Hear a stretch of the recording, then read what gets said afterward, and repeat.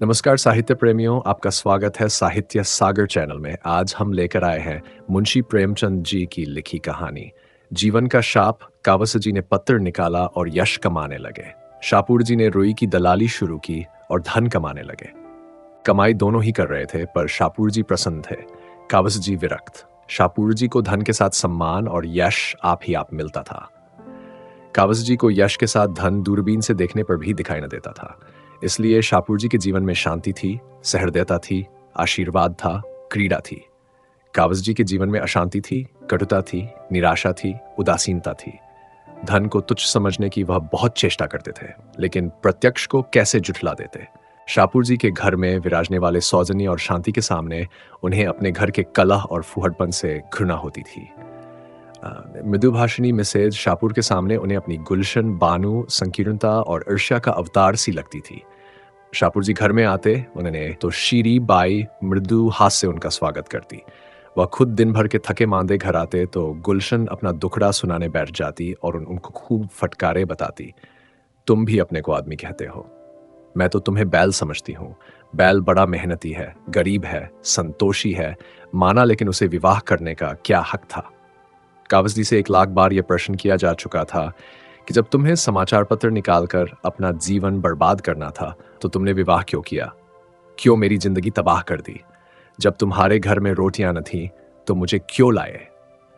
इस प्रश्न का जवाब देने की कावस जी में शक्ति न थी। उन्हें कुछ सूझता ही न था। वह सचमुच अपनी गलती पर पछताते थे।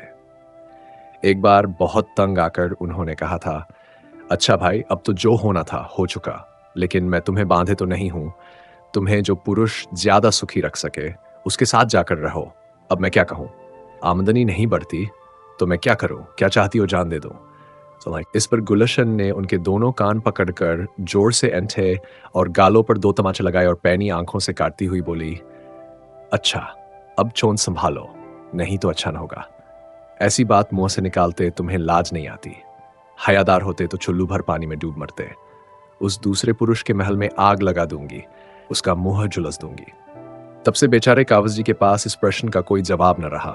कहां तो ये असंतोष और विद्रोह की ज्वाला, और कहां वह मधुरता और भद्रता की देवी शीरीन, जो कावस जी को देखते ही फूल की तरह खिल उठती, मीठी मीठी बातें करती, चाय, मुरब्बे और फूलों से सत्कार करती और अक्सर उन्हें अपनी कार पर घर पहुंचा देती। कावस जी ने कभी मन में भी इसे स्वीकार करने का साहस नहीं किया, मगर उनके हृदय में यह लालसा छिपी हुई थी कि गुलशन की जगह शीरीन होती तो उनका जीवन कितना गुलजार होता। कभी कभी गुलशन की कटुक्तियों से वह इतने दुखी हो जाते कि यमराज का आवाहन करते। घर उनके लिए कैदखाने से कम जानलेवा न था, और उन्हें जब अवसर मिलता सीधे शीरीन के घर जाकर अपने दिल की जलन बुझा आते। एक दिन कावस जी सवेरे गुलशन से झल्लाकर शापूर जी के टेरेस में पहुंचे तो देखा शीरीन बानू की आंखें लाल हैं और चेहरा भभराया हुआ है, जैसे रोकर उठी हो। कावस जी ने चिंतित होकर पूछा, आपका जी कैसा है? बुखार तो नहीं आ गया? शीरी ने दर्द भरी आंखों से देखकर रोनी आवाज से कहा, नहीं, बुखार तो नहीं है, कम से कम देह का बुखार तो नहीं है। कावस जी इस पहेली का कुछ मतलब न समझे। शीरी ने एक क्षण मौन रहकर फिर कहा, आपको मैं अपना मित्र समझती हूं मी कावस जी। आपसे क्या छिपाऊं? मैं इस जीवन से तंग आ गई हूं। मैंने अब तक हृदय की आग हृदय में रखी, लेकिन ऐसा मालूम होता है कि अब उसे बाहर निकालूं तो मेरी हड्डियां तक जल जाएंगी। इस वक्त 8 बजे हैं, लेकिन मेरे रंगीले पिया का कहीं पता नहीं। रात को खाना खाकर वह एक मित्र से मिलने का बहाना के घर से निकले थे और अभी तक लौटकर नहीं आए। ये आज कोई नई बात नहीं है। इधर कई महीनों से ये इनकी रोज की आदत है। मैंने आज तक आपसे कभी अपना दर्द नहीं कहा, मगर उस समय भी जब मैं हंस हंस कर आपसे बातें करती थी, मेरी आत्मा रोती रहती थी। कावस जी ने निष्कपट भाव से कहा, तुमने पूछा नहीं, कहाँ रह जाते हो? पूछने से क्या लोग अपने दिल की बातें बता दिया करते हैं। तुमसे तो उन्हें कोई भेद न रखना चाहिए। घर में जीने लगे तो आदमी क्या करे? मुझे यह सुनकर आश्चर्य हो रहा है। तुम जैसी देवी जिस घर हो वह स्वर्ग है। शापूर जी को तो अपना भाग्य सराहना चाहिए। आपका यह भाव तभी तक है जब तक आपके पास धन नहीं है। आज तुम्हें कहीं से 2-4 लाख रुपए मिल जाए तो तुम यूं न रहोगे और तुम्हारे ये भाव बदल जाएंगे। यही धन का सबसे बड़ा अभिशाप है।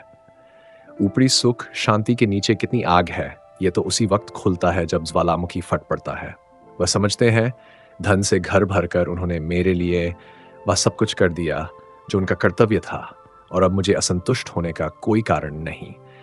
ये नहीं जानते कि ऐश के ये सामान उस तहखानों में गड़े हुए पदार्थों की तरह हैं जो मृतात्मा के भोग के लिए रखे जाते थे। कावासाजी आज एक नई बात सुन रहे थे। उन्हें अब तक जीवन का जो अनुभव हुआ था वह यह था कि स्त्री अंतकरण से विलासिनी होती है। उस पर लाख प्राण वारो, उसके लिए मर ही क्यों न मिटो।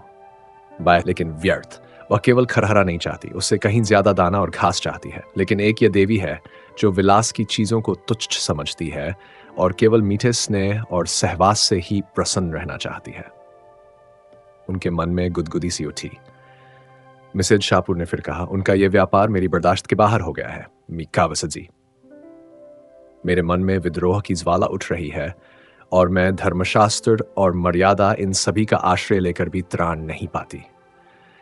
मन को समझाती हूं क्या संसार में लाखों विधवाएं नहीं पड़ी हुई हैं, लेकिन किसी तरह चित्त नहीं शांत होता। मुझे विश्वास आता जाता है कि वह मुझे मैदान में आने के लिए चुनौती दे रहे हैं। मैंने अब तक उनकी चुनौती नहीं ली है, लेकिन अब पानी सिर के ऊपर चढ़ गया है और मैं किसी तिनके का सहारा ढूंढे बिना नहीं रह सकती। वह जो चाहते हैं वह हो जाएगा। आप उनके मित्र हैं, आपसे बन पड़े तो उनको समझाए। मैं इस मर्यादा की बेड़ी को अब और न पहन सकूंगी। मैं कावासाजी मन में भावी सुख का एक स्वर्ग निर्माण कर रहे थे। बोले, हाँ हाँ, मैं अवश्य समझाऊंगा, ये तो मेरा धर्म है, लेकिन मुझे आशा नहीं कि मेरे समझाने का उन पर कोई असर हो। मैं तो दरिद्र हूं, मेरे समझाने का उनकी दृष्टि में मूल्य ही क्या। यों वह मेरे ऊपर बड़ी कृपा रखते हैं, बस उनकी यही आदत मुझे पसंद नहीं। तुमने इतने दिनों बर्दाश्त किया, यही आश्चर्य है। कोई दूसरी औरत तो एक दिन न सहती। थोड़ी बहुत तो ये आदत सभी पुरुषों में होती है, लेकिन ऐसे पुरुषों की स्त्रियां भी वैसी ही होती है। कर्म से न सही, मन से ही सही। मैंने तो सदैव इनको अपना इष्ट देव समझा, किंतु जब पुरुष इसका अर्थ ही न समझे तो क्या हो। मुझे भय है वह मन में कुछ और न सोच रहे हों। और क्या सोच सकते हैं, आप अनुमान कर सकती हैं। अच्छा वह बात, मगर मेरा अपराध। शेर और मेमने वाली कथा आपने नहीं सुनी? मिसेज शाहपुर एकाएक चुप हो गई। सामने से शाहपुर जी की कार आती दिखाई दी।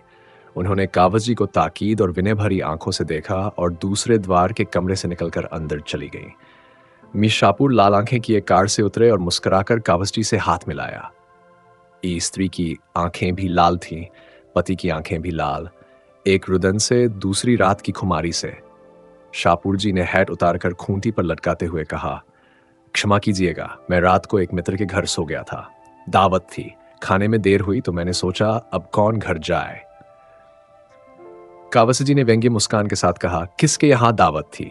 मेरे रिपोर्टर ने तो कोई खबर नहीं दी, जरा मुझे नोट करा दीजिए। उन्होंने जेब से नोटबुक निकाली। शाहपुर जी ने सतर्क होकर कहा, ऐसी कोई बड़ी दावत नहीं थी जी, 2-4 मित्रों का प्रीतिभोज था। फिर भी समाचार तो जानना चाहिए। जिस प्रीतिभोज में आप जैसे प्रतिष्ठित लोग शरीक हो, वह साधारण बात नहीं हो सकती।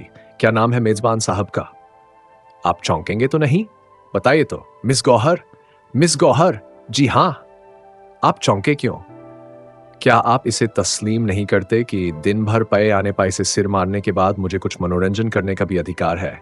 नहीं तो जीवन भार हो जाए। मैं इसे नहीं मानता। क्यों? इसीलिए कि मैं इस मनोरंजन को अपनी ब्याहता स्त्री के प्रति अन्याय समझता हूं। शाहपुर जी नकली हंसी हंसे। यही दकियानूसी बात।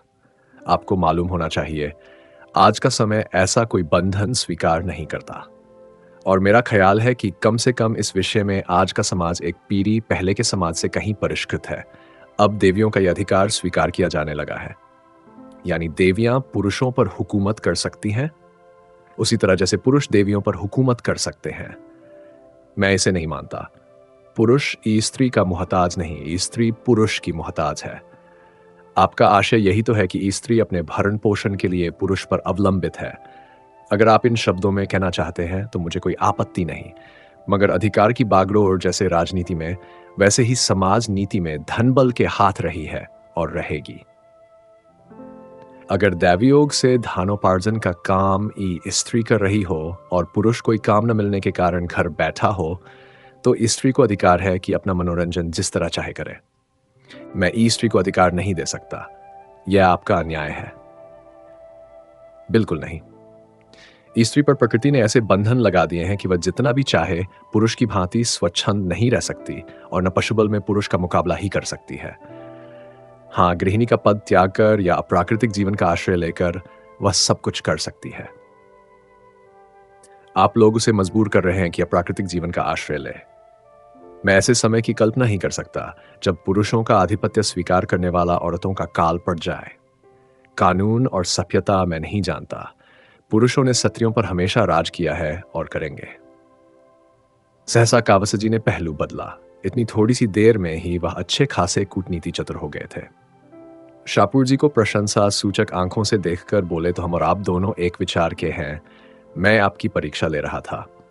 मैं भी इस स्त्री को गृहिणी, माता और स्वामिनी सब कुछ मानने को तैयार हूं, पर उसे स्वच्छंद नहीं देख सकता। अगर कोई स्त्री स्वच्छंद होना चाहती है तो उसके लिए मेरे घर में स्थान नहीं है। अभी मिसेज शापूर की बातें सुनकर मैं दंग रह गया। मुझे इसकी कल्पना भी न थी कि कोई नारी मन में इतने इतने विद्रोहात्मक भावों को स्थान दे सकती है। मीर शापूर की गर्दन की नसें तन गईं, नथने फूल गए। कुर्सी से उठकर बोले, अच्छा तो अब शीरी ने यह ढंग निकाला। मैं अभी उससे पूछता हूं, आपके सामने पूछता हूं, अभी फैसला कर डालूंगा। मुझे उसकी परवाह नहीं है, किसी की परवाह नहीं है। बेवफा औरत जिसके हृदय में जरा भी संवेदना नहीं, जो मेरे जीवन में जरा सा आनंद भी नहीं सह सकती, चाहती है मैं उसके अंचल में बद बद घूमूं। शापूर से यह आशा रखती है। अभागिनी भूल जाती है कि आज मैं आंखों का इशारा कर दूं तो 101 शीरियां मेरी उपासना करने लगे। जी हां, मेरे इशारों पर नाचें। मैंने इसके लिए जो कुछ किया बहुत कम पुरुष किसी स्त्री के लिए करते हैं। मैंने उन्हें ख्याल आ गया कि वह जरूरत से ज्यादा बहके जा रहे हैं। शीरीन की प्रेम में सेवाएं याद आईं, रुककर बोले, लेकिन मेरा ख्याल है कि वह अब भी समझ से काम ले सकती है। मैं उसका दिल नहीं दुखाना चाहता। मैं ये भी जानता हूं कि वह ज्यादा से ज्यादा जो कर सकती है वह शिकायत है। इसके आगे बढ़ने की हिमाकत वह नहीं कर सकती। औरतों को मना लेना बहुत मुश्किल नहीं है, कम से कम मुझे तो यही तजुर्बा है। कावसजी ने खंडन किया, मेरा तजुर्बा तो कुछ और है। हो सकता है, मगर आपके पास खाली बातें हैं, मेरे पास लक्ष्मी का आशीर्वाद है। जब मन में विद्रोह के भाव जम गए तो लक्ष्मी के टाले भी नहीं टल सकते। शापूर जी ने विचारपूर्ण भाव से कहा, शायद आपका विचार ठीक है। कई दिन के बाद कावसजी की शीरीन से पार्क में मुलाकात हुई। वह इसी अवसर की खोज में थे। उनका स्वर्ग तैयार हो चुका था, केवल उसमें शीरीन को प्रतिष्ठित करने की कसर थी। उस शुभ दिन की कल्पना में वह पागल से हो रहे थे। गुलशन को उन्होंने उसके मैके भेज दिया था। भेज क्या दिया था, वह रूठकर चली गई थी। जब शीरीन उनकी दरिद्रता का स्वागत कर रही है तो गुलशन की खुशामद क्यों की जाए। लपककर शीरीन से हाथ मिलाया और बोले, आप खूब मिली, मैं आज आने वाला था। शीरीन ने गिला करते हुए कहा, आपकी राह देखते देखते आंखें थक गईं। आप भी जबानी हमदर्दी ही करना जानते हैं। आपको क्या खबर इन कई दिनों में मेरी आंखों से कितने आंसू बहे हैं। कावसजी ने शीरीन बानू की उत्कंठापूर्ण मुद्रा देखी, जो बहुमूल्य रेशमी साड़ी की आब से और भी दमक उठी थी, और उनका हृदय अंदर से बैठता हुआ जान पड़ा। उस छात्र की सी दशा हुई जो आज अंतिम परीक्षा पास कर चुका हो और जीवन का प्रश्न उसके सामने अपने भयंकर रूप में खड़ा हो। काश वह कुछ दिन और परीक्षाओं की भूल भुलाया में जीवन के स्वप्नों का आनंद ले सकता। उस स्वप्न के सामने यह सत्य कितना डरावना था।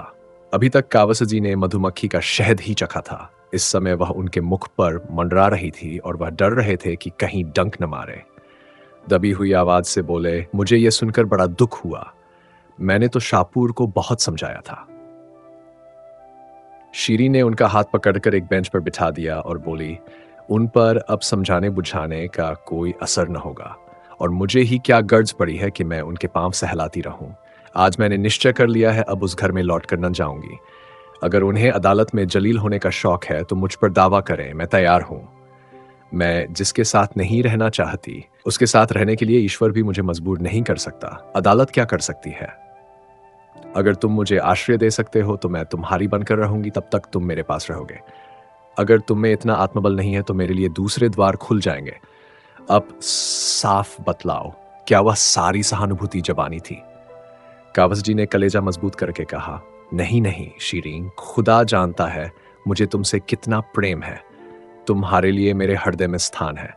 मगर गुलशन को क्या करोगे? उसे तलाक दे दूंगा। हाँ, यही भी चाहती हूँ। तो मैं तुम्हारे साथ चलूंगी अभी इसी दम। शाहपुर से अब मेरा कोई संबंध नहीं है। कावस जी को अपने दिल दिल में कंपन का अनुभव हुआ। बोले, लेकिन अभी तो वहां कोई तैयारी नहीं है। मेरे लिए किसी तैयारी की जरूरत नहीं। तुम सब कुछ हो। टैक्सी ले लो, मैं इसी वक्त चलूंगी। कावस जी टैक्सी की खोज में पार्क से निकले। वह एकांत में विचार करने के लिए थोड़ा सा समय चाहते थे। इस बहाने से उन्हें समय मिल गया। उन पर अब जवानी का वह नशा न था जो विवेक की आंखों पर छाकर बहुधा हमें गंडे में गिरा देता है।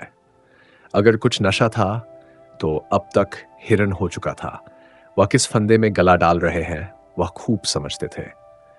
शाहपुर जी उन्हें मिट्टी में मिला देने के लिए पूरा जोर लगाएंगे, यह भी उन्हें मालूम था। गुलशन उन्हें सारी दुनिया में बदनाम कर देगी, यह भी वह जानते थे। ये सब विपत्तियां झेलने को वह तैयार थे। शाहपुर की जबान बंद करने के लिए उनके पास काफी दलीलें थीं। गुलशन को भी स्त्री समाज में अपमानित करने का उनके पास काफी मसाला था। डर था तो ये कि शीरीन का ये प्रेम टिक सकेगा या नहीं। अभी तक शीरीन ने केवल उनके सौजनी का परिचय पाया है, केवल उनकी न्याय, सत्य और उदारता से भरी बातें सुनी है।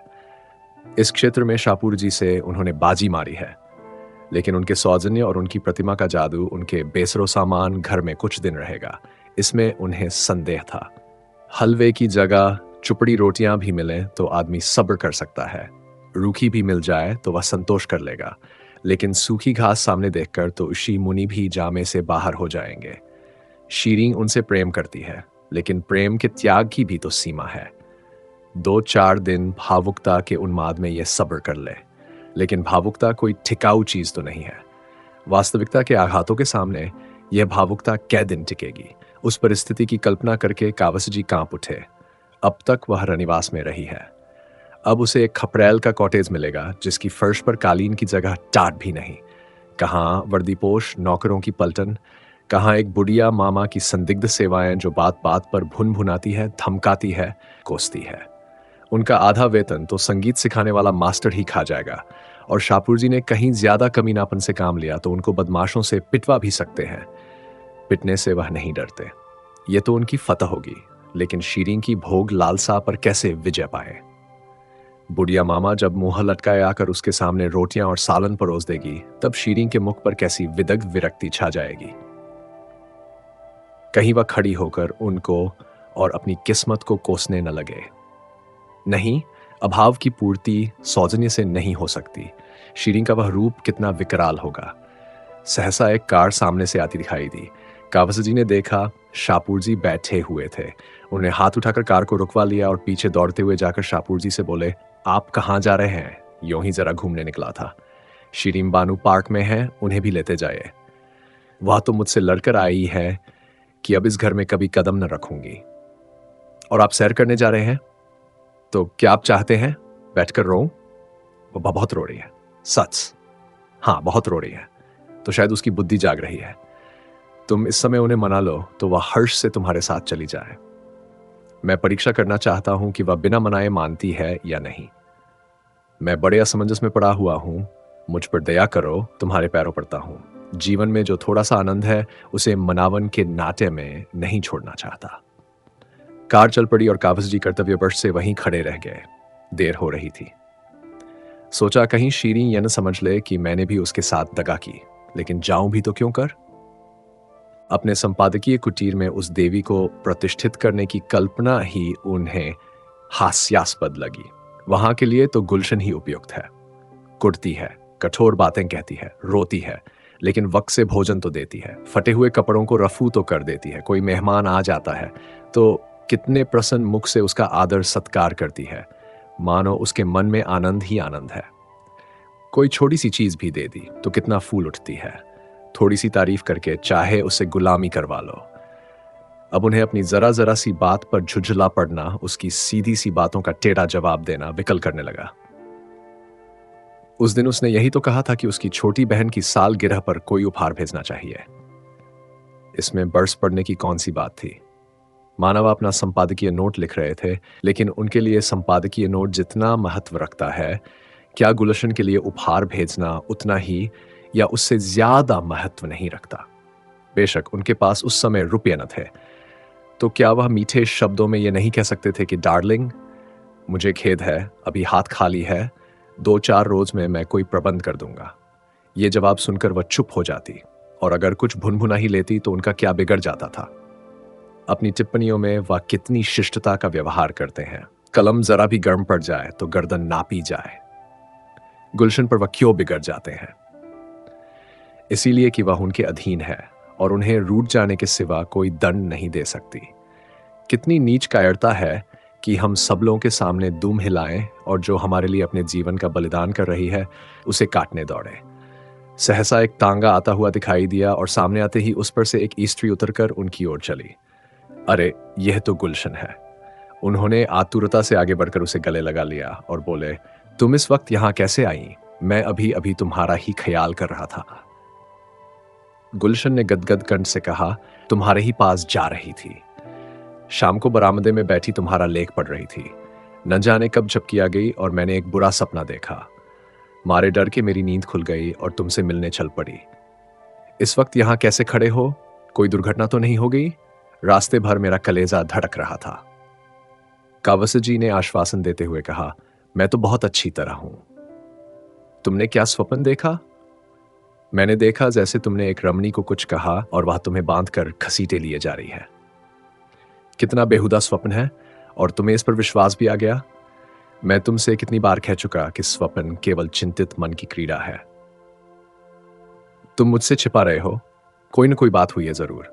तुम्हारा चेहरा बोल रहा है। अच्छा, तुम इस वक्त यहां क्यों खड़े हो? यह तो तुम्हारे पढ़ने का समय है। यूं ही जरा घूमने चला आया था। झूठ बोलते हो। खा जाओ मेरे सिर की कसम। अब तुम्हें एतबार ही ना आए तो क्या करूं? कसम क्यों नहीं खाते? कसम को मैं झूठ का अनुमोदन समझता हूं। गुलशन ने फिर उनके मुख पर तीव्र दृष्टि डाली। फिर एक क्षण के बाद बोली, अच्छी बात है, चलो घर चले। कावसजी ने मुस्कुराकर कहा, तुम फिर मुझसे लड़ाई करोगी? सरकार से लड़कर भी तुम सरकार की अमलदारी में रहते हो कि नहीं? मैं भी तुमसे लहूंगी, मगर तुम्हारे साथ रहूंगी। हम इसे कब मानते हैं कि यह सरकार की अमलदारी है? यह तो मुंह से कहते हो। तुम्हारा रोआ रोआ इसे स्वीकार करता है, नहीं तो तुम इस वक्त जेल में होते। अच्छा चलो, मैं थोड़ी देर में आता हूं। मैं अकेली नहीं जाने की।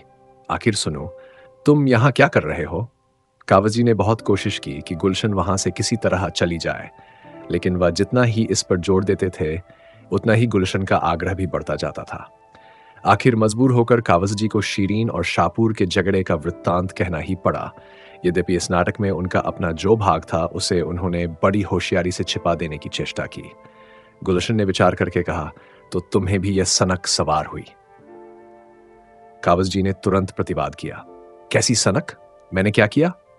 अब यह तो इंसानियत नहीं है कि एक मित्र की स्त्री मेरी सहायता मांगे और मैं बगलेन चौंकने लगूं। झूठ बोलने के लिए बड़ी अक्ल की जरूरत होती है प्यारे, और वह तुम्हें नहीं है, समझे? चुपके से जाकर शीरीन बानू को सलाम करो और कहो कि आराम से अपने घर में बैठे। सुख कभी संपूर्ण नहीं मिलता। विधि इतना घोर पक्षपात नहीं कर सकता। गुलाब में कांटे होते ही हैं। अगर सुख भोगना है तो उसे उसके दोषों के साथ भोगना पड़ेगा। अभी विज्ञान ने कोई ऐसा उपाय नहीं निकाला कि हम सुख के कांटों को अलग कर सके। मुफ्त का माल उड़ाने वाले को अय्याशी के सिवा और सूझेगी क्या? अगर धन सारी दुनिया का विलास न मोल लेना चाहे तो वह धन ही कैसा। शीरीन के लिए भी क्या विद्वार नहीं खुले हैं? शापूर जी के लिए खुले हैं। उससे कहो शापूर के घर में रहे, उनके धन को भोगे और भूल जाए कि वह शापूर की स्त्री है, उसी तरह जैसे शापूर भूल गया है कि वह शीरीन का पति है। जलना और कोड़ना छोड़कर विलास का आनंद लूटे। उसका धन एक से एक रूपवान विद्वान नवयुवकों को खींच लाएगा। तुमने ही एक बार मुझसे कहा था कि एक जमाने में फ्रांस में धनवान विलासिनी महिलाओं का समाज पर आधिपत्य था।